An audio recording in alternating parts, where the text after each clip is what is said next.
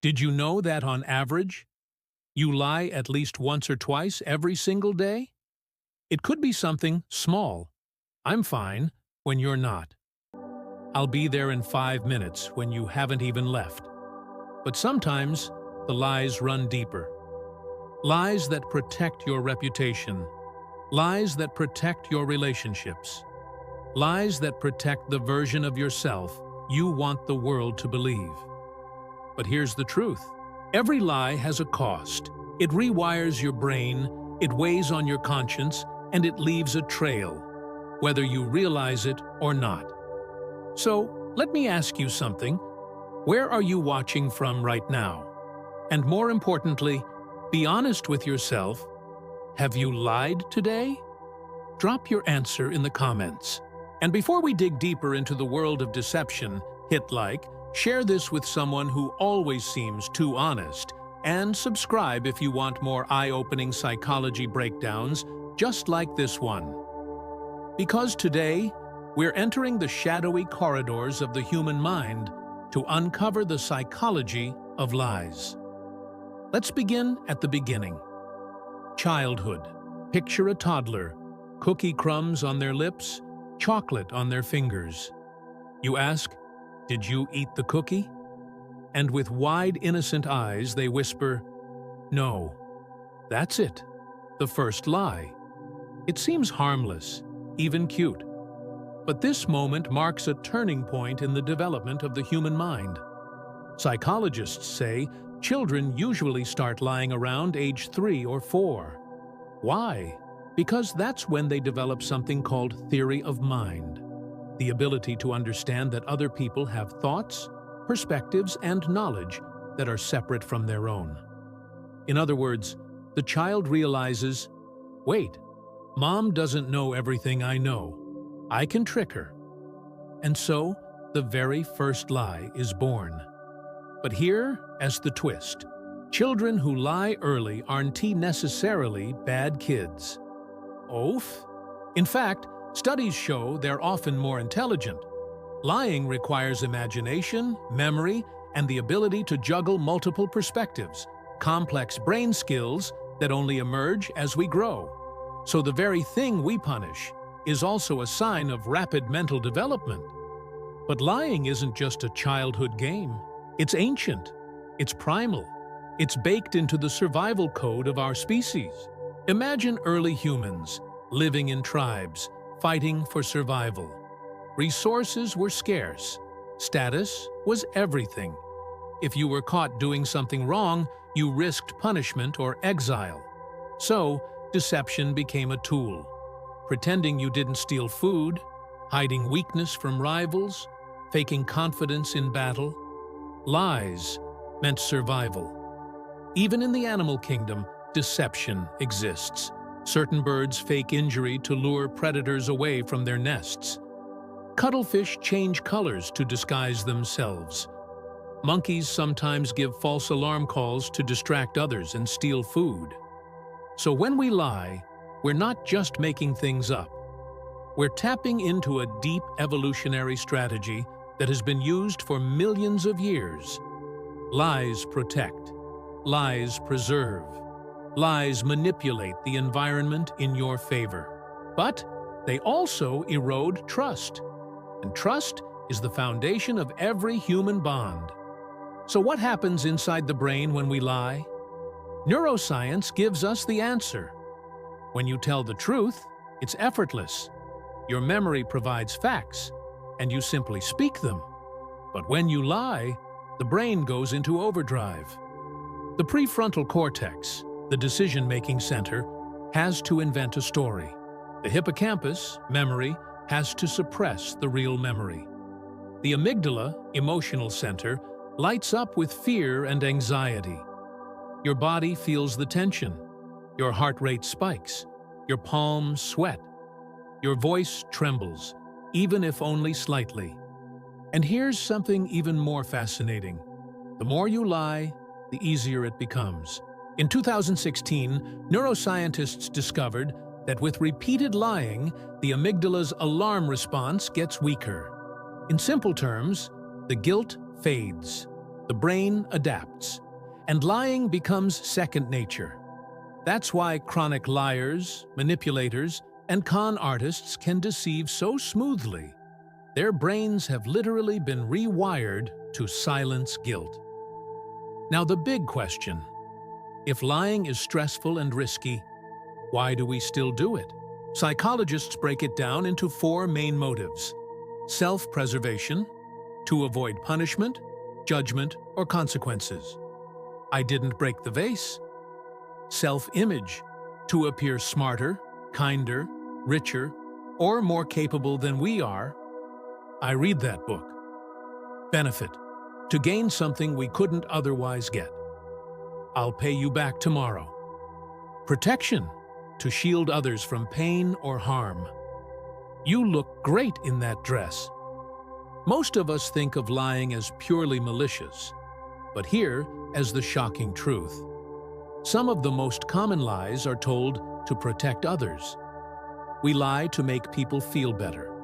We lie to smooth social interactions. We lie to avoid hurting feelings.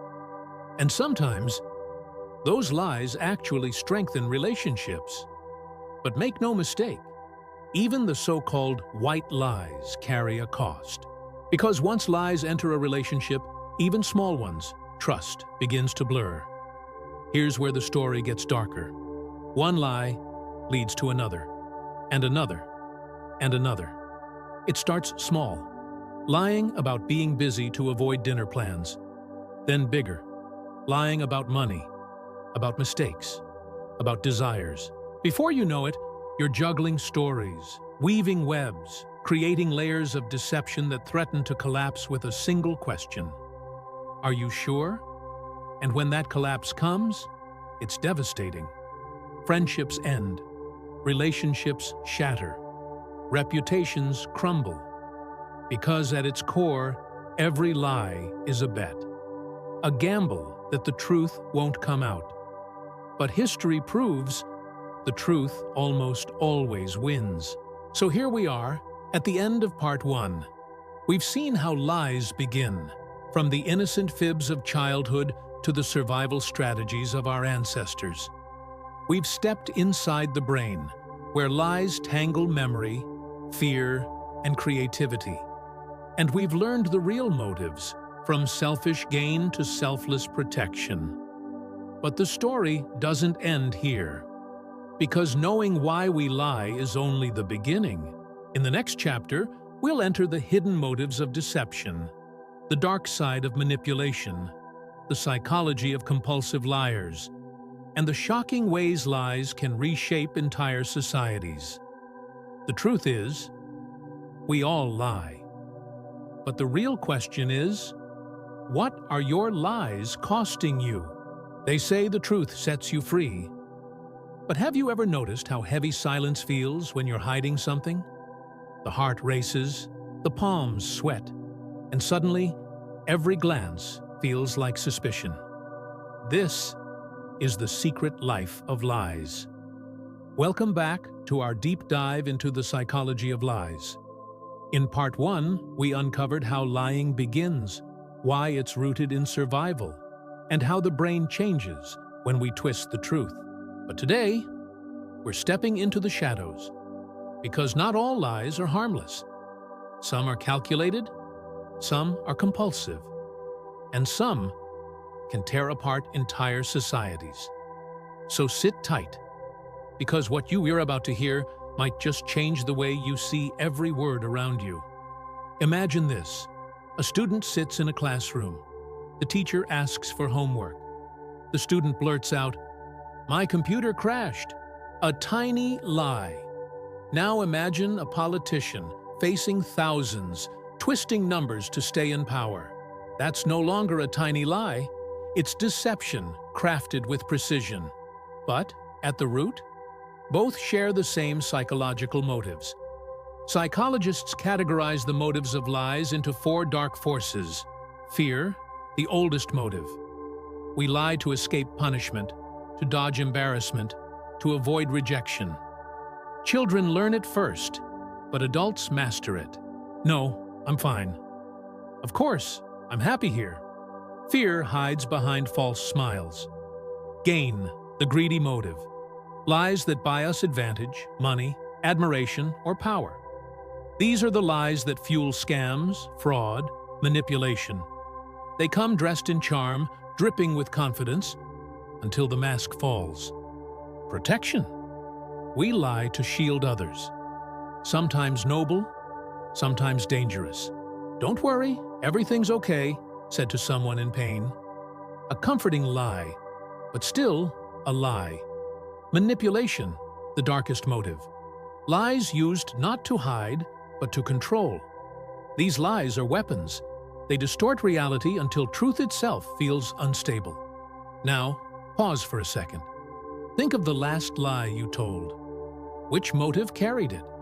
Fear, gain, protection, or manipulation?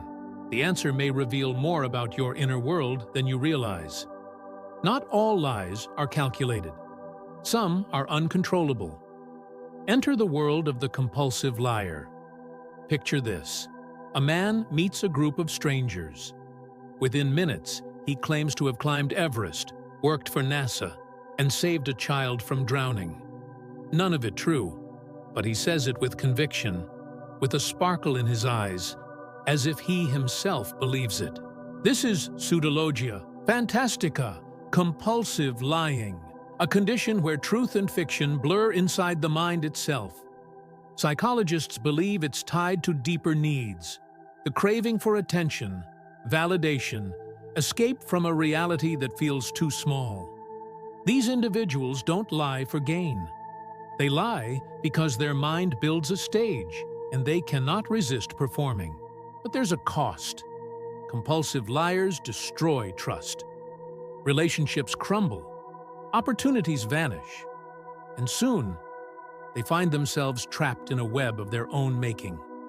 A web so tangled, even they cannot tell where the truth begins. And here's the terrifying part. Compulsive liars often pass lie detector tests. Why? Because they truly believe their own fabrications. Their heart doesn't race. Their palms don't sweat. The story has become their truth. One lie, just one. That's all it takes to shift the balance of a community. Think about gossip. It starts as a whisper. Did you hear what she did? A spark. Then another person adds to it, exaggerating slightly. By the time it spreads through 10 people, the original story has mutated into something unrecognizable. This is how lies evolve, like viruses, mutating, infecting minds, until they feel real. But it doesn't stop at gossip. Lies have fueled wars. Propaganda is one of the darkest tools of deception. Governments twisting truth to bend millions. History itself is scarred with examples where a crafted lie changed the course of nations. The terrifying psychology here is called illusory truth effect. The more you hear a lie repeated, the more believable it becomes. Even when you know it's false, the brain grows comfortable with familiarity. Suddenly, doubt creeps in, and doubt is powerful. That's why mass deception thrives. Because truth requires proof. Lies only require repetition. Now, let's step back to the individual level. Every lie comes with a price, a psychological toll. When you lie, your brain enters a state of tension. It juggles two realities: the truth you know and the falsehood you've spoken. This conflict triggers stress responses. Cortisol rises. The heart beats faster. Memory strains to keep track. Scientists call this cognitive load. The more lies you tell, the heavier the load. Small lies might slip by, but large ones? They weigh like chains. That's why liars often contradict themselves. The brain can't hold all the false threads forever. But there's more. Lies erode trust. And trust, once broken, rarely heals fully. Whether in friendships, families, or society at large, every lie is like a crack in glass, invisible at first. until one day, the whole pane shatters. Even self-deception carries a cost. Lying to ourselves feels protective in the moment. I'm happy, I'm fine, I can quit any time. But the unconscious knows the truth. And the more we bury it, the more it resurfaces as anxiety, stress, even physical illness. Here's the paradox. Lying is deeply human. It's part of our evolution, our survival, our creativity. Stories, myths, imagination, they're all rooted in bending reality. Without this ability, we might never have built civilizations. But here's the danger. The same mind that creates beauty can also craft deception. The same brain that tells stories can also manipulate. The thin line between truth and fiction is where human psychology dances, and sometimes falls. So the next time you hear a claim too good to be true, or a story that feels just a little too smooth, ask yourself, is this truth or performance? Because psychology teaches us one thing. Lies leave fingerprints, and those fingerprints are everywhere. We've uncovered the motives behind lies, stepped inside the dark world of compulsive liars, and witnessed how deception can infect entire societies. But the story isn't over, because the biggest question remains. Can we truly detect a lie? Now, we'll unravel the chilling science of lie detection, from body language and microexpressions to the hidden signals your brain leaks when it tries to deceive. You'll learn how to spot a lie before the words even finish. But beware. Once you learn these skills, you may never hear conversations the same way again. Imagine sitting across from someone, their lips moving, words spilling out smoothly. They smile, they nod, their voice sounds steady. And yet, something feels off. Your gut whispers, they're not telling the truth. But how do you know? How can you separate instinct from fact? Welcome to part 3 of our journey into the psychology of lies. We've uncovered why humans lie, the hidden motives behind deception, and how falsehoods can infect entire societies. But now, we arrive at the question you've been waiting for. Can we truly detect a lie? This is where psychology collides with mystery. Because every liar, no matter how skilled, leaves behind a trail, subtle cracks in their story, fleeting signals from the body, tiny betrayals of the truth. Today, we'll learn to read them. But be warned, once you see these signs, you may never look at human conversations the same way again. Our journey begins with the face, the most expressive canvas of the human mind. Psychologist Paul Ekman discovered something extraordinary: microexpressions. These are fleeting facial expressions lasting less than a second that reveal hidden emotions. Imagine someone insisting, "I'm not angry," but for a fraction of a second, their lips tighten, their brows twitch, their nostrils flare. The anger leaks out before the mask slams back on. Microexpressions are universal, the same in every culture, every language. Fear, anger, disgust, joy, sadness, contempt. No matter how hard we try to hide them, the truth bursts through in flashes too quick for conscious control. Then comes the body. Liars often betray themselves through gestures. Too much stillness can be suspicious, as if they're over-controlling their movements. Too much fidgeting. Another red flag. Touching the face, covering the mouth, scratching the neck. These gestures often spike when deception creeps in. And the voice? Oh, the voice tells its own story. Studies show liars may raise their pitch slightly. Their sentences may grow longer, packed with unnecessary detail, as if burying the lie in a flood of words. Or they may keep things too short, dodging specifics. Silence can also betray them. Hesitations, pauses, the subtle ums and ers. Each can hint at a mind-juggling fiction. But here's the chilling truth. None of these signals are perfect. Which brings us to the next twist. We've all seen it in movies. The polygraph machine, the wires, the dramatic heartbeat spikes when someone lies. But reality? Not so simple. Polygraphs measure stress responses, heart rate, blood pressure, sweating. And yes, lying can trigger stress. But so can fear, anxiety, even the simple pressure of being tested. Innocent people can fail. Skilled liars, especially psychopaths, can pass. That's why courts around the world often reject polygraph results. Because truth isn't just about physiology, it's about psychology. And while machines can detect stress, they cannot detect intent. So if machines fail us, does that mean we're helpless? Not quite. Because the real detectors aren't wires and monitors. They're human eyes and human instincts, sharpened by knowledge. Here's the fascinating part. Liars may think they're in control, but their unconscious mind rebels. Eye movements. Contrary to myths, liars don't always look away.